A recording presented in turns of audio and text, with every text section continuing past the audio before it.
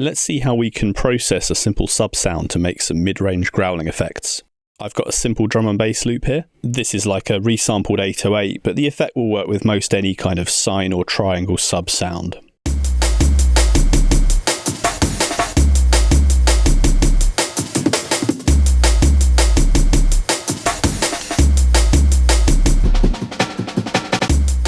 I've got the completed sound here, but let's break down each step that went into making it first.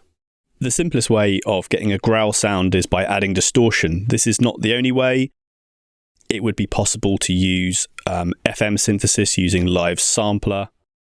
However, the nature of an 808 bass sound is that the pitch is falling and the sampler's FM engine would go out of tune. So, sticking to distortion, let's turn off everything we've done so far and have a look at how it was put together. Here is the sub on its own. In the simpler itself, we're going to use some of the distortion from Live's filter characteristics. Just 5 or 6 dB, nothing crazy.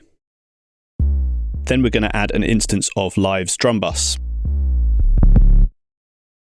Ordinarily, I'm not a fan of the compressor in Live's drum bus, but I thought it worked particularly well for this sound. You can get different sounds from the drive or crunch parameters. It's entirely up to you which one you go for. The next thing I thought about was trying to use Live's amp simulator. Let's just pull that out of the chain. The problem I ran into here was that when it was on the whole sound, we lost a lot of bottom end, particularly on 100% wet. And there just wasn't the degree of control that I wanted. So what I've done is I've added an instance of Live's Multiband Dynamics and grouped that into an audio effects rack. You can create this by pressing Command G on a Mac or Control G on a PC. After doing that, I've duplicated the chain and named them low, medium and high. Then in the low band, I've soloed the low chain, the mid band, I've soloed the mid chain and so on. This is going to allow us to process each of the bands individually without any weird phase cancellation that the EQ might give us. So in the low band, we've got everything below 120. In the mid band, let's turn off the distortion. This is everything above 150 and below 2.5K. And of course in the high band is everything above 2.5K, which of course in this sound is not very much at all. The drum bus is accentuating some of the artifacts in the original sample. If you turn it off, you can hear that disappears quite quickly. So in the low band, I've left that pretty much as is. Of course, you could compress it or EQ it if you wanted to, but I haven't.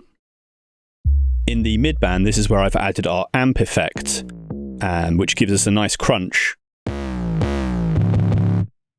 I've backed off on the dry wet slightly. I've left the EQ in game pretty much as is. The temptation is to go for something quite heavy, but I generally find when working with distortion, particularly layering, sometimes bold moves are good, but for this effect, the culmination of many effects sounded better. So we're using the more subtle boost mode. Before that, we've added in Live's pedal effect. I thought the distortion mode was the best here. Again, I've backed off the gain slightly and I've brought the dry wet down to 40%. Lastly, on the top band, which is very quiet, I've got some of Live's saturation. Be sure to check out the different modes. I'm going to settle on the hard curve, I think. Quite a lot of gain here, 20 dB. And then I thought some reverb would work nicely. Adding reverb to a bass sound is not something we'd ordinarily think of doing first, but on this very high frequency band, it's perfectly fine. I'm moderately happy with this sound, but I wanted to hear how we could push the effect even just a little bit further. So I added some of Live's overdrive. It's pretty good, but when I was experimenting, I found moving the filter around gave some quite interesting effects. However, rather than automating this, I reached for Max for Live's envelope. You can map the envelope to the overdrive's frequency cutoff. Be sure to move the attack and decay times to taste.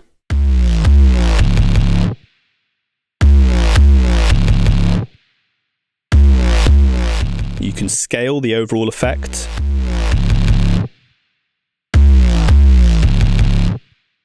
and check the time values, which will adjust both the attack and decay.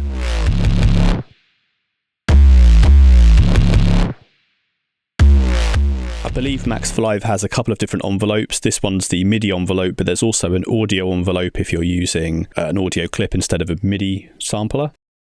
However, that works on an audio threshold, which I don't think is as effective. So the sound's nearly finished. To finish off, I've added some pretty aggressive EQ.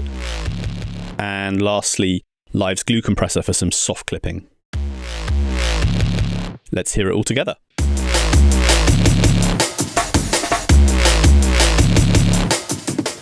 Let's hear the original bass.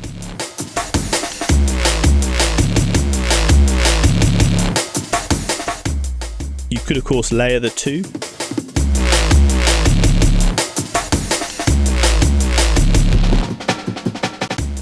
That sounds pretty good to me.